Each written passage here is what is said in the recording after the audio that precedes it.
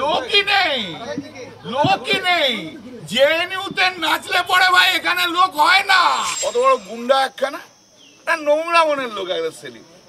আর সেলিম যতদিন থাকবে সিপিএম উঠবেই না। সিপিএম ফালতু লোক একটা, সব জায়গায় ছকবাজি করছে কি করে বদমাশি করা যায়। মুর্শিদাবাদেও করেছে, ফেল হয়ে গেছে, নিয়ে বেলা 12টা থেকে ক্রিকেট খেলতে আরম্ভ করে দিয়েছে। নিজেকেই তো দেবে, আর কাকে দেবে? এটা খুব স্বাভাবিক। ওর অত বড় মন আছে নাকি নিজেকে ছেড়ে দিয়ে আমাকে ভোট দেবো? অত বড় ভোট মাইন্ড নাকি ও? সিপিএম ঘুমিয়ে গেছে, এতক্ষণ ধরে বললাম তো। কোথায় সিপিএম? কিচ্ছু নেই সিপিএম এর। হ্যাঁ, বড় বড় বাতেলা, বড় বড় বক্তৃতা, কিভাবে নেই তো, নেই তো লোক, লোকই নেই, লোকই নেই। জেএনইউতে নাচলে পরে ভাই এখানে লোক হয় না, হয় না। কোথায় লোক? এই তো তোমরা তো ঘুরছো সব, কোনো জায়গায় কোনো ডিস্টার্বেন্স দেখতে পেয়েছো? কোথায় কোথায় দেখতে পেয়েছো? অনেক সময় বলা হয় সাইলেন্ট ভোট, সাইলেন্ট ভোট, লোকই নেই। সাইলেন্ট ভোট, সাইলেন্ট ভোট তো ভোট তো পড়ছে আমার ফেভারে। সাইলেন্ট ভোট তো আর ওর ফেভারে পড়ছে না। কোথায় রেজাল্ট তো দেখিয়ে দেবো পরে, রেজাল্ট তো পরে দেখিয়ে দেবো কোথায় আসে। শান্তিপূর্ণ নির্বাচন তো চলছে, এখনো কিছু বলার মতো সময় আসেনি। প্রিম্যাচিওর স্টেজ, আর তাড়াতাড়ি সার্টিফিকেট দেওয়ার কিছু নেই। তবে কমিশনের সেন্ট্রাল ফোর্সরা যথেষ্ট বাজে ব্যবহার মহিলাদের সঙ্গে করছে। একটু late the chief justice takes notes of this. They are always deploying the CIS central forces in at least at the cost of some dignity and dignity of the women in West Bengal is concerned.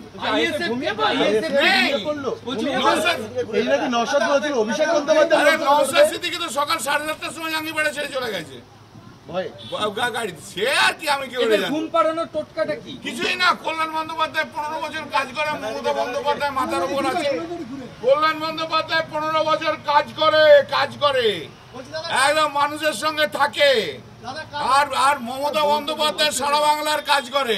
এই বুথে আমাকে কম harass করেনি, বারবার আমাকে এই বুথটা জাঙ্গিপাড়াতে, জাঙ্গিপাড়ায় 2009 সকাল থেকে কিন্তু জাঙ্গিপাড়াতেই পড়েছিলাম। আর একটা বুথে আমাকে মেরেছিল 7:45-8টার সময় সিপিএম। এখানে সারাদিন ধরে মানে ধাক্কা ধাক্কি করেছে, বিকেল 5টার সময় ডেকে পড়ে মাথার বুঝতে পেরে গেছি না, তাই আর ঢুকিনি আমি। এটা প্ল্যানিং ছিল। সিপিএম মতো গুন্ডা হয়, মোহাম্মদ সেলিমকে দেখে বুঝতে পারো না? কত বড় গুন্ডা একখানা, নোংরা মনের লোক একটা সেলিম।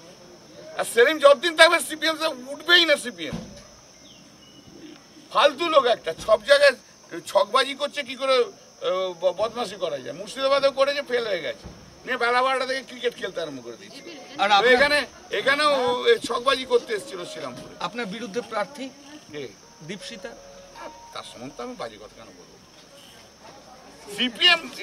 সিপিএম কোনো ভদ্রলোক থাকেই না। মীনাক্ষী এসে এখানে বক্তৃতা দিয়ে গেছে না, সে মীনাক্ষী বলে গেছিল যে কল্যাণ ব্যানার্জি এতই ছড়িয়েছে যে মমতা ব্যানার্জি এসছে। ল্যাঙ্গুয়েজ বোঝো মীনাক্ষী। এরা বলছে নেতা নেত্রী হবে। কি বলবো, কিছুই নেই, অস্তিত্ব নেই, অস্তিত্বই নেই।